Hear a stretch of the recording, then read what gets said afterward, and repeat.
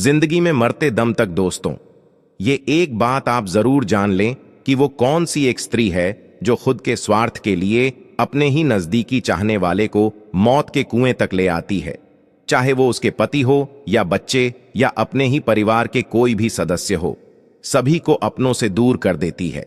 तो मित्रों, चलिए जानते हैं आखिर किस प्रकार की होती है ऐसी स्त्री जो अपनों को ही संकट में डालकर खुद खुशहाल जीवन जीती है। नमस्कार दोस्तों, स्वागत है आप सभी का आपके अपने YouTube चैनल में। तो मित्रों, चाहे आप भूखे मर जाना, लेकिन ये एक राज अपनी पत्नी को कभी मत बताना। लेकिन मित्रों, वो राज कौन सा है जो किसी व्यक्ति को अपनी पत्नी को कभी नहीं बताना चाहिए? आइए इस कहानी के माध्यम से आपको समझाने का प्रयास करते हैं। लेकिन उससे पहले, हे माता लक्ष्मी, जो भी दर्शक इस वीडियो को लाइक करे और चैनल को सब्सक्राइब करके कमेंट में जय माता लक्ष्मी लिखे, उन पर मां लक्ष्मी का आशीर्वाद हमेशा बना रहे, उनके घर में धन की कभी कोई कमी न रहे, उनका घर हमेशा खुशियों से भरा रहे। तो मित्रों, यदि आप इस वीडियो को पूरा देखते हैं और कहानी को ध्यान से सुनते हैं, तभी जाकर आपको पूर्ण तरीके से ये जानकारी मिल पाएगी कि वो कौन सी बात या कौन सा राज है जो आपको अपनी पत्नी को नहीं बतानी चाहिए। इसलिए कहानी को पूरा ही सुने, क्योंकि मित्रों, ये कहानी आपको एक नई जानकारी और बहुत अच्छी सीख देकर जाएगी। तो प्रिय मित्रों, एक समय की बात है, एक राज्य में एक गरीब किसान रहता था। जैसे तैसे करके उसका गुजारा चल रहा था। मित्रों, उसकी पत्नी एक दिन अपने पति से कहती है, कहीं दूसरे राज्य में चले जाओ, कोई मजदूरी कर लो, थोड़े से पैसे कमा लो जिससे मेरा गुजारा हो सके। मित्रों, वो किसान जो था, उसे उसकी पत्नी मजदूरी करने के लिए घर से बाहर निकाल देती है। दूसरे राज्य में मजदूरी करने के लिए वो बेचारा तो निकल गया, लेकिन कुछ दूर चलने के बाद जब वो एक जंगल में पहुंचा तो चलते चलते वो बहुत थक चुका था। उसने एक पीपल का वृक्ष देखा जो कि बहुत ही विशाल पीपल का वृक्ष था और उसकी छाया बहुत ही सुंदर थी। उसने विचार किया, चलो थोड़ी देर यहां बैठकर आराम कर लेते हैं, उसके बाद फिर आगे चलेंगे। वो आराम करने के लिए उस पीपल के वृक्ष के नीचे बैठ गया। मित्रों, थोड़ी देर बाद वो किसान लेट जाता है। वो आराम से लेटा हुआ था कि तभी उसकी नजर पीपल के वृक्ष के ऊपर पड़ती है। वो क्या देखता है कि वहां पर एक सर्प आ रहा होता है और वो सर्प जो है पीपल की जड़ के पास में पहुंचता है और सीधे उस पीपल के वृक्ष पर चढ़ने लगता है। मित्रों, वो किसान लेटा लेटा देख रहा था कि आखिर ये सर्प ऊपर जाएगा तो जाएगा कहां। लेकिन कुछ समय बाद वो किसान क्या देखता है कि आगे तो डाली पर तोते का एक घोंसला रखा हुआ है जिसमें तोते के बच्चे हैं। उसे लगा ये सर्प जरूर इन तोते के बच्चों को खाने के लिए जा रहा है। मित्रों, तब वो किसान सोचता है कि मैंने इसे देखा है, इसलिए मेरा फर्ज बनता है इन बच्चों की रक्षा करना।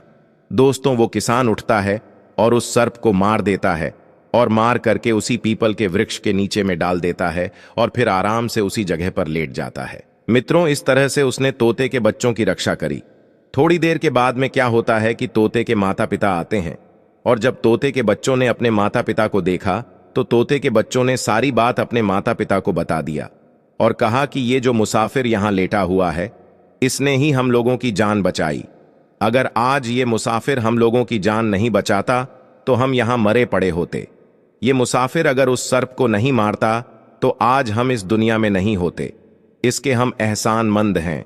मित्रों, अपने बच्चों के द्वारा बताई हुई सारी जानकारी मिलने के बाद तोते का जोड़ा जो था वो मजदूर किसान के पास नीचे पहुंचता है और पूछता है कि आप कौन हैं और कहां जा रहे हैं।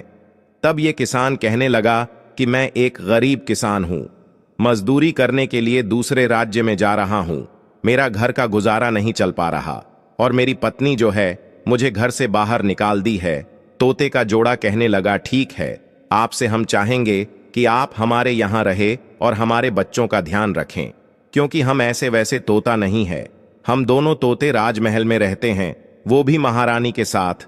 महारानी के पास बहुत से जेवरात और मोतियों के गहने हैं। हम दोनों जोड़े महारानी के पास ही रहते हैं। मित्रों, तोते का जोड़ा कहता है, आते समय मैं आपके लिए मोतियों वाली गहने लेते आऊंगा। इनको बाजार में बेचकर आपको बहुत से धन प्राप्त हो जाएंगे और आप इन धन से बाजार से अच्छी चीजें ले आना, जिससे आप हमारे बच्चों का ध्यान और भी अच्छे से रख पाओगे। हम दोनों तोते के जोड़े तुम्हें रोज मोती ला कर देंगे। मित्रों, वो किसान जो था वो तोते के बच्चों का देखभाल करने के लिए राजी हो गया। तब जाकर के तोते के जोड़े ने कुछ मोती उस किसान को ला करके दिया और फिर किसान बाजार में जाता है और उन मोतियों को बेचकर कुछ जरूरत का सामान ले आता है और उसके बाद वहीं पर एक झोपड़ी में सामान को डाल देता है और इस तरह से तोते के बच्चों की देखभाल करने लगता है। मित्रों, प्रतिदिन तोते जो हैं वो मोती लेने के लिए चले जाते हैं और शाम तक कुछ मोती लेकर के वापस आ जाते हैं। इसी तरीके से तोते के बच्चों की देखभाल करते करते किसान के 6 महीने गुजर गए। एक दिन किसान को अपनी पत्नी की बहुत याद आ रही थी, तो किसान तोते से कहने लगा, देखो तोता भाई, अब हम अपने घर जाना चाहते हैं। हमें अपनी पत्नी की बहुत याद आती है और हम अपनी पत्नी के पास जाना चाहते हैं। तोता कहने लगा, ठीक है, जाइए, निश्चिंत होकर के जाइए और जब समय मिले तो फिर पुनः आ जाना। दोस्तों, किसान के घर लौटते समय तोता उसे बहुत सारे मोतियां देता है। किसान जैसे ही उन मोतियों को लेकर के अपने घर पहुंचा, किसान की पत्नी जो थी वो मोतियों को देख करके बड़ा खुश हुई और उनसे पूछने लगी कि मोती कहां से लाए हो। तब उस किसान ने सारी बात अपने पत्नी को बताया कि मैं 6 महीने से तोते की नौकरी कर रहा हूं। 2 तोते का जोड़ा जंगल में एक पीपल के वृक्ष पर रहता है और मैं उनके बच्चों की देखभाल 6 महीने से करता आ रहा हूं और उन्हीं तोते ने हमें ये मोती दिए हैं। मित्रों, फिर किसान और उसकी पत्नी मोतियों को बेचकर बाजार से बहुत सारा सामान खरीदकर अपने घर ले आते हैं और साथ ही एक अच्छा सा घर भी बनवाते हैं और आराम से उस राज्य में रहने लगते हैं। लेकिन मित्रों, इधर उस राज्य का जो राजा था वो एक दिन बीमार पड़ गया और तब उनका इलाज करने के लिए बहुत सारे हकीम को राजमहल बुलवाया गया। सारे हकीम अपना अपना इलाज शुरू कर देते हैं।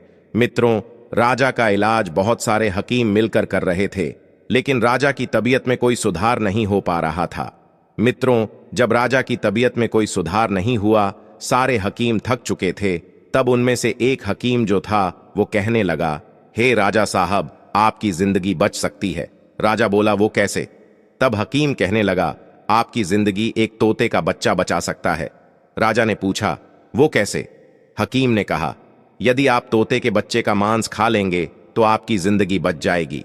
दोस्तों, राजा तैयार हो गया और अपने पूरे राज्य में यह घोषणा कर दी कि जो भी व्यक्ति तोते का बच्चा लाएगा हम उसे बहुत सारा इनाम देंगे। मित्रों, पूरे राज्य में यह सूचना फैल गई और तब एक दिन क्या हुआ कि उस किसान की पत्नी जब बाजार में कुछ खरीदने के लिए गई हुई थी तो उसने कुछ औरतों के मुख से सुना। औरतें बातें कर रही थीं कि राजा साहब को जो भी व्यक्ति तोते का बच्चा ला करके देगा, राजा उसको बहुत सारा इनाम देंगे। अब क्या करें? तोते का बच्चा लाना कोई आसान बात थोड़ी है, कौन ला पाएगा? मित्रों, उन औरतों की बात को सुनकर किसान की पत्नी कहने लगी, ये कौन सी बड़ी बात है? अरे, तोते का बच्चा लाना कोई बड़ी बात थोड़ी है। मेरे पति जो है ना, वो तो तोते के बच्चों का ही देखभाल करते हैं। वो एक नहीं, वो तो अनेक बच्चा ला सकते हैं। मित्रों, इतना कहने के बाद किसान की जो पत्नी थी वो अपने घर चली आई और उसने अपने पति को कुछ नहीं बताया। लेकिन इधर उस किसान की पत्नी की कही हुई बात उन औरतों ने दूसरों से कही और फिर दूसरों ने तीसरे से कही और इसी तरह उस किसान की पत्नी की बात पूरे शहर में यानी कि पूरे राज्य में फैल गई। मित्रों, यहां तक उस किसान की पत्नी की बात राजा तक भी पहुंच गई और तब राजा ने उस किसान को बुलाया और किसान से कहा कि क्या तुम हमारे लिए तोते का बच्चा ला सकते हो? किसान ने इनकार कर दिया, नहीं महाराज, मैं नहीं ला सकता। तब राजा ने कहा, मैंने तुम्हारी पत्नी के द्वारा सुना है कि तुम तोते के बच्चों की देखभाल करते हो। तो किसान कहने लगा, राजा साहब, वो तो बात सही है, लेकिन हम तोते के बच्चों को ला नहीं सकते। मित्रों, राजा के बातों को इनकार करने पर राजा ने कहा, ठीक है, अगर तुम तोता नहीं लाओगे तो हम तुम्हें और तुम्हारी पत्नी को फांसी दे देंगे। मित्रों, राजा की बातों को सुनकर किसान घबरा गया और उसे राजा की बातों को मानना पड़ा। उसके बाद वो किसान राजमहल से अपने घर चला आया और अपनी पत्नी को घर आते ही डांटने लगा और कहने लगा, तुमने ये क्या कर दिया? तुमने हमारे बारे में ये सारी बातें उन औरतों से कहीं और आगे ऐसे करके ये बात राजा तक पहुंच गई। तुमने ऐसा करके बहुत बड़ी मूर्खता का परिचय दिया है। ये राजा हमारी और तुम्हारी जिंदगी छीन सकता है। तुम्हें नहीं बताना चाहिए था, तुम ये बातें छिपा सकती थीं, लेकिन तुमने ऐसा नहीं किया। तुमने ये राज बता ही दिया और अब हमारी तुम्हारी मरने की नौबत आ चुकी है। अब हम लोगों का प्राण बचेगा नहीं। अगर हम तोते का बच्चा नहीं लाए तो राजा हमें और तुम्हें फांसी लगा देगा। पत्नी कहने लगी, तो जाइए ना, बच्चा ले आइए। तब किसान ने जवाब दिया, जिन बच्चों की मैंने देखभाल की है, जिनकी जिंदगी को मैंने बचाया है, तुम बोल रही हो कि फिर से हम उन्हें मौत के मुंह में ले आए। पत्नी ने कहा, अब हो भी क्या सकता है। अगर आपको अपनी और हमारी जिंदगी बचानी है तो आपको तोते के बच्चों को तो लाना ही पड़ेगा। मित्रों, फिर किसान जंगल की तरफ चल दिया, जहां वो तोते के बच्चों की देखभाल किया करता था। किसान जब पीपल के वृक्ष के समीप पहुंचा तो वो दोनों तोता अपने बच्चों से कहने लगे कि देखो, वो किसान आ रहा है जिसने तुम्हारी रक्षा की थी। मित्रों, किसान को देख तोते के बच्चे बड़ा खुश हुए।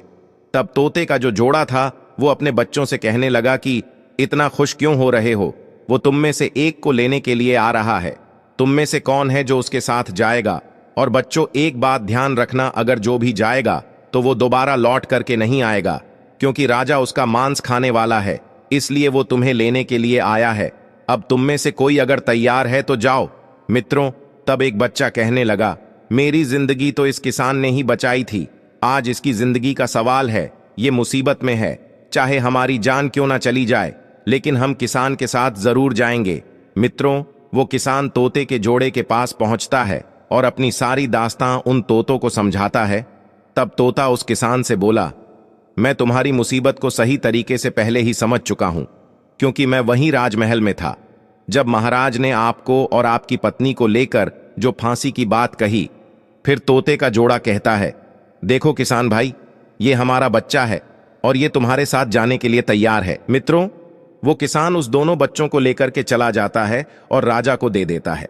मित्रों, वो राजा जो है तोते के बच्चों को पिंजरे में बंद कर देता है और फिर अपने नौकर को बुलाता है।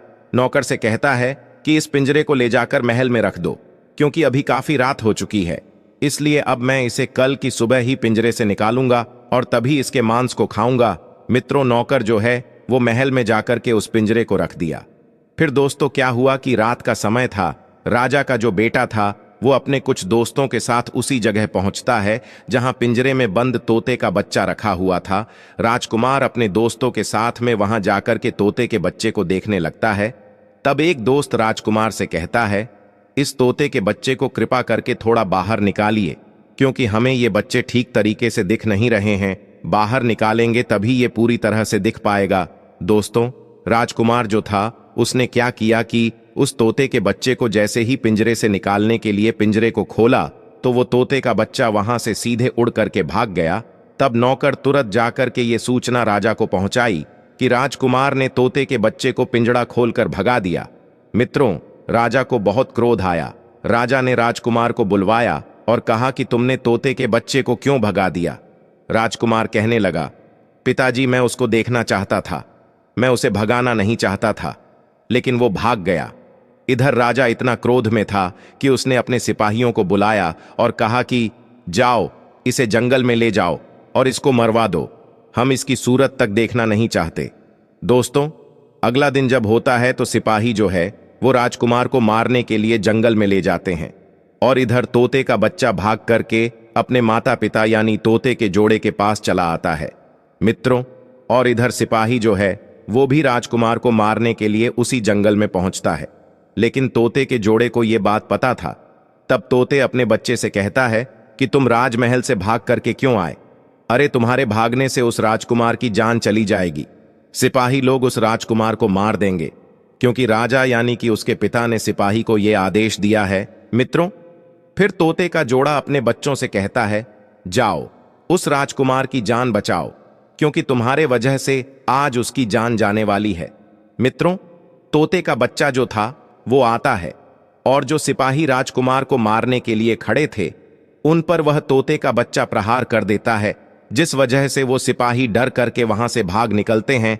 इधर अब वो तोते का बच्चा उस राजकुमार को अपने साथ वहां के ही पास के एक राज्य में लेकर के चला जाता है और वहां जाकर के तोते का बच्चा और वो राजकुमार जब रुकता है तो वहां राजकुमार को एक सूचना मिलती है कि इस राज्य में ये चर्चाएं चल रही हैं कि यहाँ के जो राजा की बेटी है यानी कि राजकुमारी, वो बहुत ही खूबसूरत है, बहुत सुंदर है। उसकी खूबसूरत की चर्चाएं पूरे राज्य में चल रही होती हैं। और जब वो बातें उस राजकुमार के कानों तक पहुंची तो राजकुमार की भी इच्छा हुई कि हम उस राजकुमारी को देखें कि वो कितनी सुंदर है। आखिर क्यों सभी लोग इसकी इतनी प्रशंसा कर रहे हैं? कुछ तो उस राजकुमारी की सुंदरता में छिपा होगा। मित्रों, उसकी इच्छा उस राजकुमारी को देखने की होती है। तब राजकुमार उस तोते से कहता है कि तोता भाई, उस राजकुमारी को देखने की मेरी बड़ी इच्छा हो रही है, किसी तरीका से आप हमें उस राजकुमारी को दिखा दें। तोता समझ जाता है और राजकुमार से कहता है कि देखिए राजकुमार, आप उस राजकुमारी को नहीं देख सकते हो। राजकुमार बोले, ऐसा क्यों? हम क्यों नहीं उसे देख सकते? तोता कहने लगा, वहां राजमहल में राजा का बहुत ही सख्त पहरा है और जो सिपाही है वो हर समय पहरेदारी पर खड़े रहते हैं। राजकुमार बोला, हमारा इच्छा था कि किसी भी तरीके से एक बार राजकुमारी को देख लेते। मित्रों, राजकुमार तोते से जिद करने लगता है तो फिर तोता कहता है, ठीक है, हम तुम्हें रात में सिपाहियों और पहरेदार की सारी जानकारी देंगे और तब तुम मेरे इशारे पर राजमहल में प्रवेश करना, क्योंकि रात में सभी सो जाएंगे, पहरेदार भी सो जाएगा और तब हम लोग आराम से राजमहल की ओर चलेंगे। उसके बाद तुम जी भर के राजकुमारी को देख लेना और फिर आराम से चुपके चुपके राजमहल से बाहर आ जाना। दोस्तों, वही हुआ। रात हुई और रात में राजकुमार और वो तोता राजकुमारी के महल की ओर चला। मित्रों, राजकुमारी सो रही थी और पहरेदार भी सो चुके थे। महल में जाकर के तोता राजकुमार को राजकुमारी के कमरे का रास्ता बता देता है। अब राजकुमार जो है राजकुमारी को देखता है तो देखते ही रह जाता है। उसकी सूरत को देख करके मोहित हो जाता है और सोचने लगता है कि अगर हम शादी करेंगे तो इसी से करेंगे। दोस्तों, उसने जगाया नहीं। राजकुमारी सो रही थी और उसने क्या किया कि अपना रुमाल उस राजकुमारी के पास में रख दिया और राजकुमारी का दुपट्टा लेकर के वहां से निकल गया। मित्रों, राजकुमार और वो तोता उसी जगह पर आ गया जहां पे वो रुका हुआ था। इधर सवेरा हुआ, राजकुमारी उठती है और वो अपने दुपट्टा को नहीं पाती है। रुमाल को देखती है तो वो समझ जाती है कि रात में जरूर कोई मेरे पास आया हुआ था। मित्रों, इसी तरीके से जब दूसरी रात होती है तब वो राजकुमार वापस से तोता से जिद करता है कि एक बार हमें उस राजकुमारी को आप फिर से दिखा दो। तोता राजकुमार को समझाता है लेकिन राजकुमार नहीं मानता है। तब जाकर के तोता वापस से राजकुमार का मदद करता है और तोता राजकुमार को राजकुमारी के कमरे तक पहुंचा देता है। मित्रों, राजकुमारी सो रही थी, पहरेदार भी सो रहे थे। राजकुमार जाता है और राजकुमारी के पास में बैठ जाता है और बड़े ध्यान से उसकी सूरत और उसकी सुंदरता को देखने लगता है। मित्रों, अचानक जो है राजकुमारी की आंख खुल जाती है और वो उठ जाती है। जब सामने राजकुमार को देखती है तो वो उनसे पूछती है, क्या कल रात में तुम ही आए थे? राजकुमार जवाब देता है, हाँ, मैं ही आया था। तब राजकुमारी ने पूछा, आखिर तुम यहां क्यों आए थे? तुम्हें यहां ऐसा क्या काम था? मित्रों, राजकुमार बोला, मैं तुम्हारी सुंदरता पर दीवाना हो चुका हूं। मैं तुमसे विवाह करना चाहता हूं। जब से मैंने तुम्हें देखा है, तुम्हारे बगैर मैं नहीं रह पा रहा हूं। मित्रों, राजकुमार की बात को सुन करके राजकुमारी ने पूछा, आप हैं कौन और कहां से आए हैं? तो मित्रों, फिर राजकुमार अपनी सारी दास्तान सुनाता है और फिर राजकुमार की कहानी को सुनकर वो राजकुमारी भी राजकुमार पर मोहित हो गई, उसको पसंद करने लगी।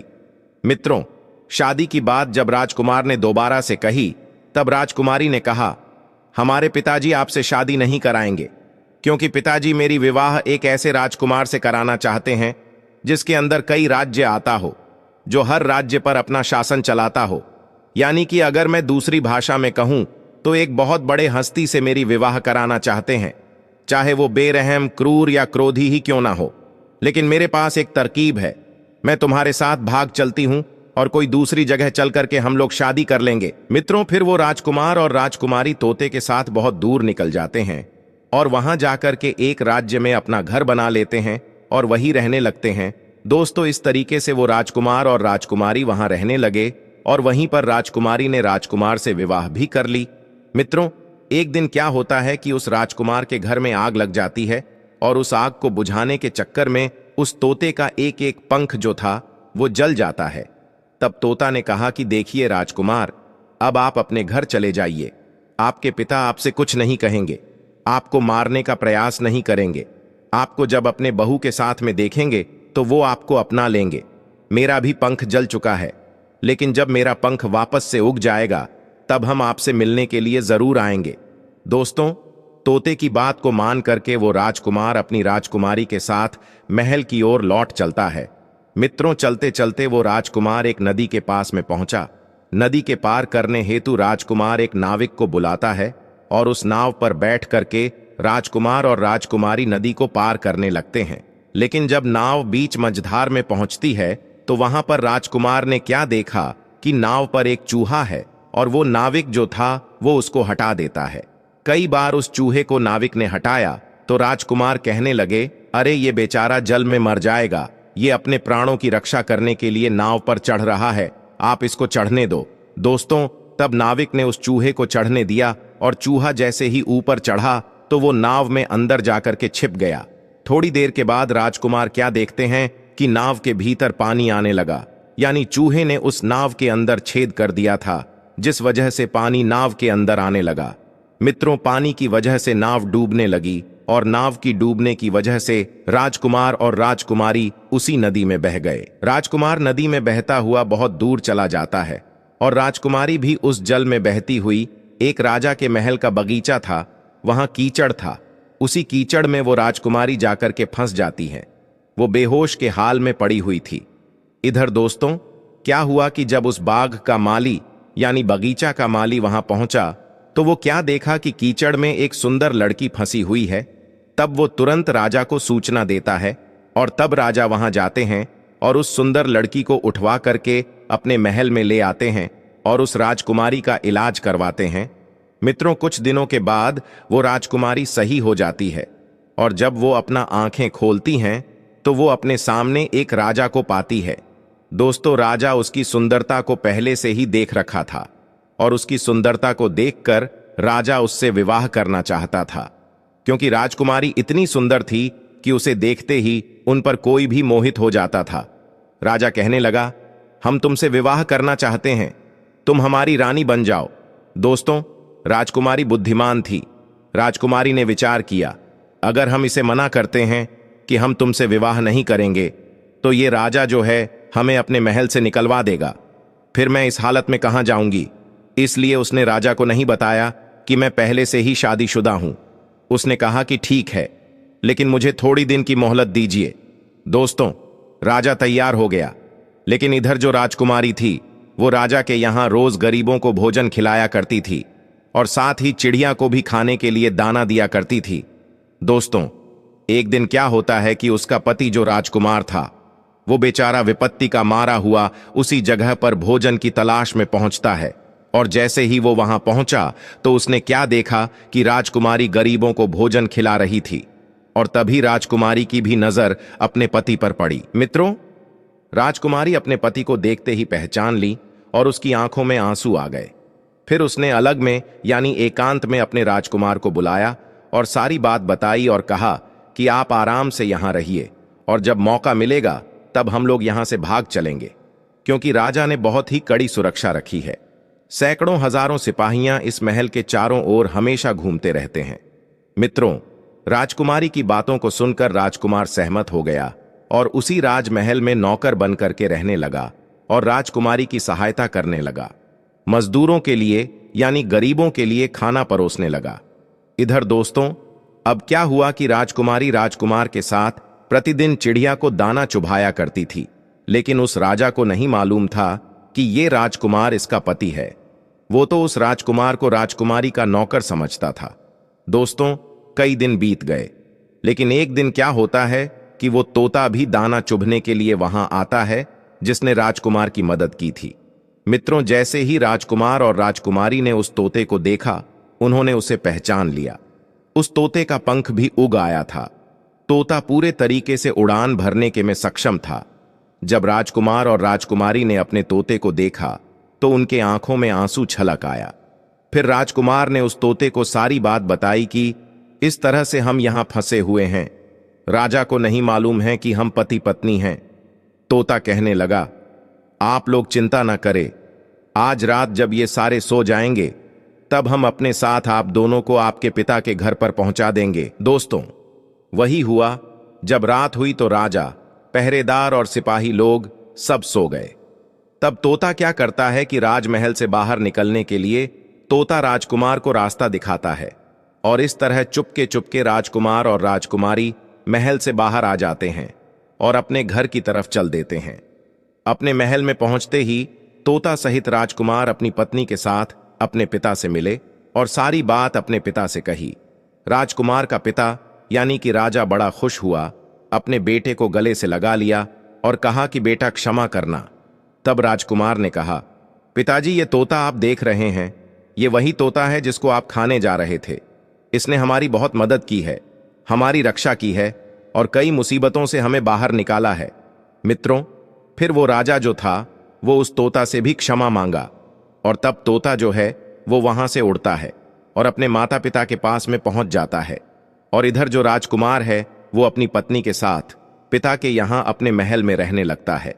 मित्रों, इस कहानी से हम सभी को ये सीख मिलती है या ये सबक मिलती है कि अगर उस किसान की पत्नी अपने पति का राज्य नहीं खोलती तो राजा को किसान के बारे में पता नहीं चलता, और राजा उस किसान को फांसी की सजा नहीं सुनाते, और ना ही फिर किसान और उसके पत्नी को मरने की नौबत आती, और तो और ना ही राजा अपने बेटे को मारने का आदेश देता। दोस्तों, यहां तक तोता का बच्चा भी इतनी मुसीबतें नहीं उठाता, क्योंकि ये सारी जो मुसीबतें आई थीं वो किसान की पत्नी की मूर्खता से हुआ था।